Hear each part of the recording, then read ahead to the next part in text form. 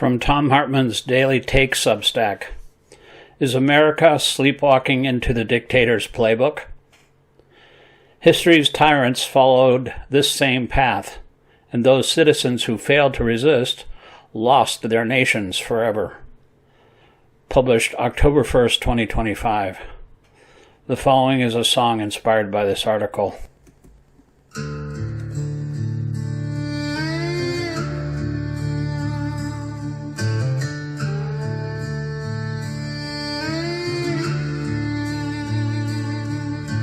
Shadows fall where freedom stood. Voices silenced, misunderstood. Marching on with eyes half closed.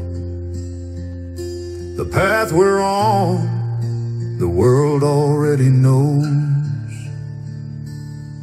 Is America sleepwalking into the dictator's playbook? Step by step the warnings that we never took. History's pages scream, but we look away. Will the dream of liberty survive one more day?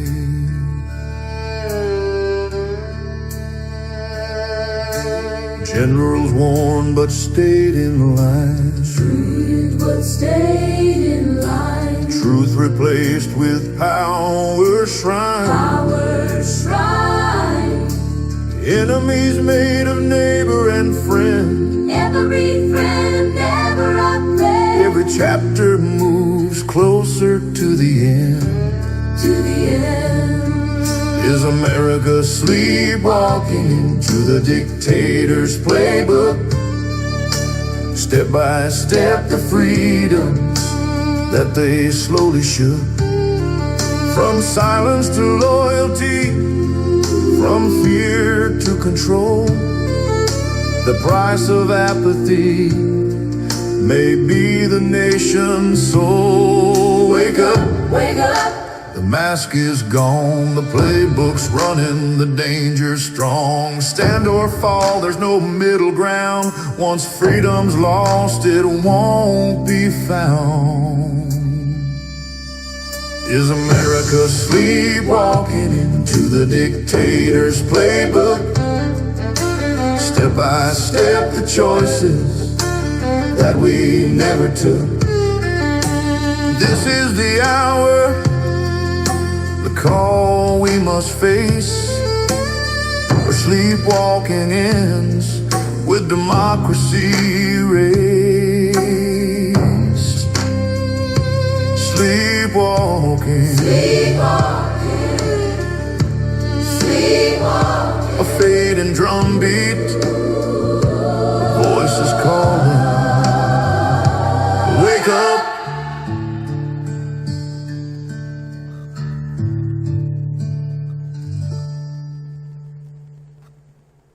Most jobs have a, quote, playbook, end quote, a sort of instruction manual or checklist for how to do the job right, whether it's running an assembly line, piloting an aircraft, or redoing a house's plumbing.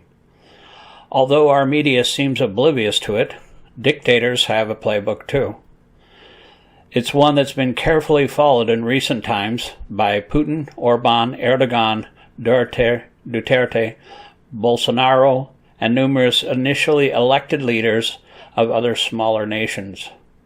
In previous generations, the dictator's playbook was followed step by step by Mussolini, Hitler, Franco, Marcos, Pinochet, Stalin, and Tojo, among others. And now it's being followed by Donald Trump and J.D. Vance, who's a bit more than halfway through the list. Trump's speech yesterday before our assembled military generals and admirals, telling them they should, quote, use our American cities as, quote, training grounds, end quote, for the military, whose job is to, quote, kill people and break things, end quote, is getting us closer to the final steps. Quote, we are under invasion from within, end quote, Trump said. Quote, no different than a foreign enemy, but more different in many ways because they don't wear uniforms. We are under invasion from within, end quote. And who is this enemy that's so bad, so evil, that Trump just declared war against? He was explicit that the, quote, enemies, end quote, are his political opponents and average people who live in our big cities. Quote, the ones that are run by the radical left Democrats. What they've done to San Francisco, Chicago, New York, Los Angeles, they're very unsafe places, and we're going to straighten them out one by one.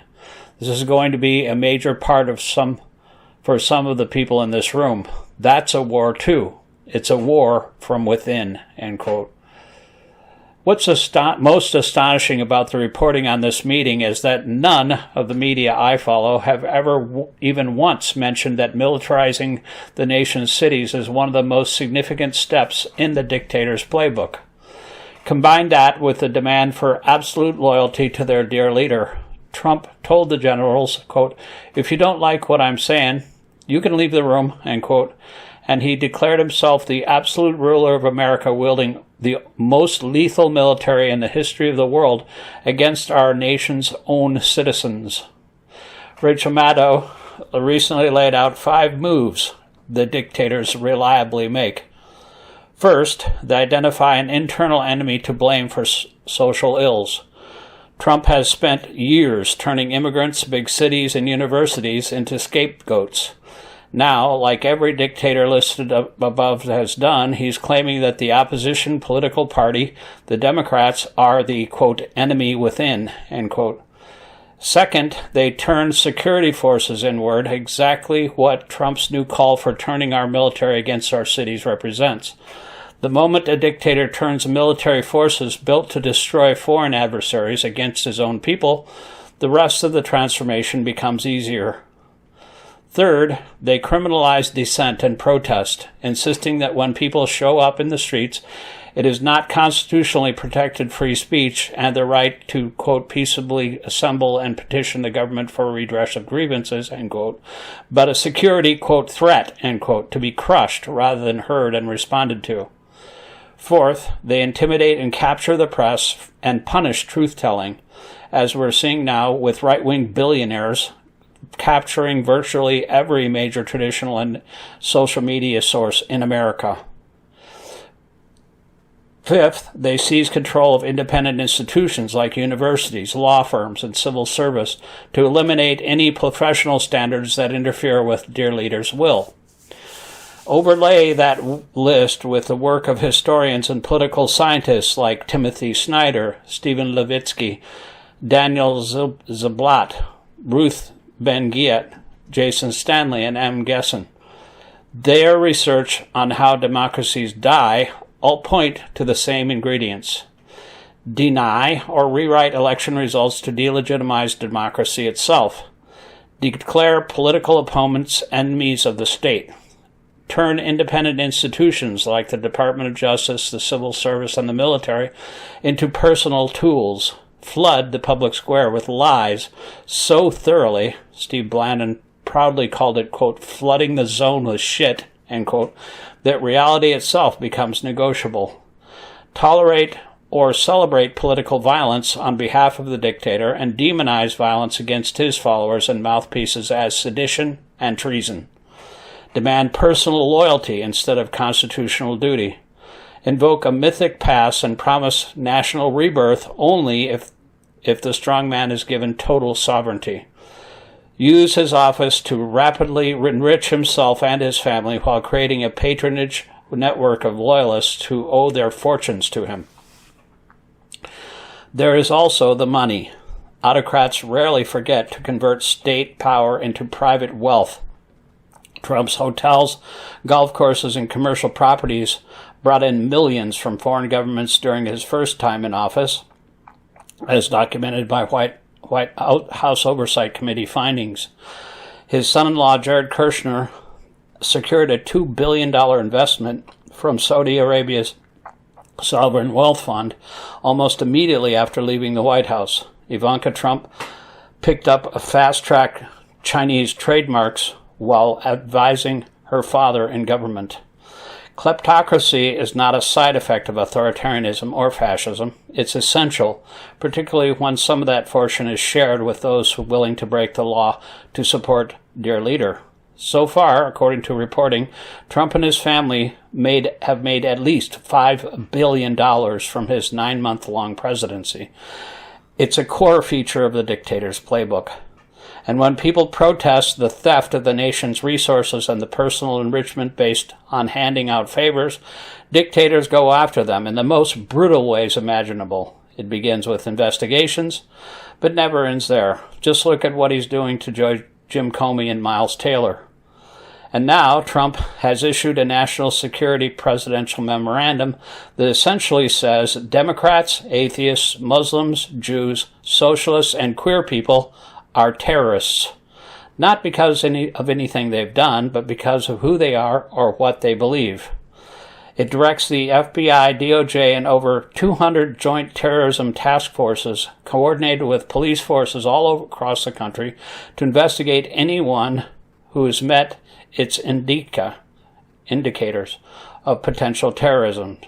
They include, as Ken Klippenstein reported, quote, anti-Americanism, anti-capitalism, anti-Christianity, support for the overthrow of the United States government, extremism on migrations, extremism on race, extremism on gender, hostility toward those who hold traditional American views on family, hostility toward those who hold traditional views on religion, and hostility toward those who hold traditional American views on morality, end quote.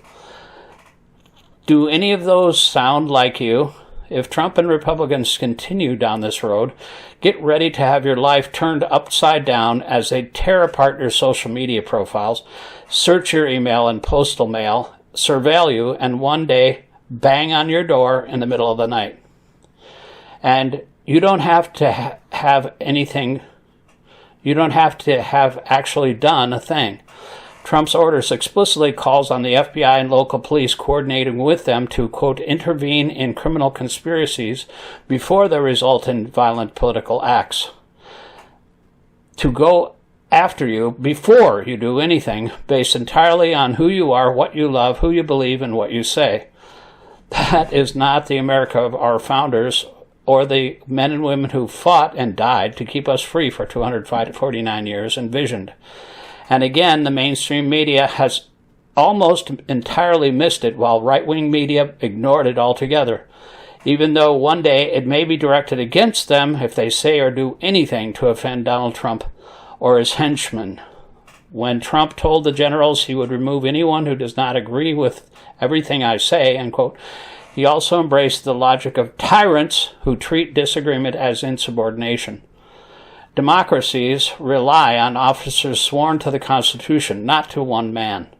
Trump is trying to undo that distinction. He's demanding personal loyalty backed by the threat of firing, demotion, or public shaming. Civilian control of the military that George Washington and James Madison insisted on becomes a hollow phrase when the civilian in charge demands the military serve his whims. What once sounded like fringe rhetoric is now proclaimed loudly to the uniformed leadership of the United States. The generals who heard him are not hypocritical. They command forces, oversee operations, and embody the principle that the military does not exist to occupy American streets. The notion that they should roll tanks into suburban or urban neighborhoods to harden troops not for foreign war is not law enforcement. It's preparation for ruling America by force, a force that may well be preparing for the November 2026 elections. This is the kind of moment historians point back to later with disbelief. The warnings have been clear for years, and now the mask is off. Even though our media insists on ignoring it, the dictator's playbook has always included using a nation's biggest cities as a stage for demonstrating power. It's always required replacing officers and officials who follow the laws and traditions of the nation with loyalists who obey without question. It's always depended on turning people against one another so dear leader and his lickspittles can step in as the only source of safety or authority. Nobody can say that this is a surprise. Trump pretty much campaigned on exactly what he's doing now, and people from former intelligence, military, and FBI leaders to scholars on fascism warned us that this was coming if Republicans suppressed enough votes for him to win.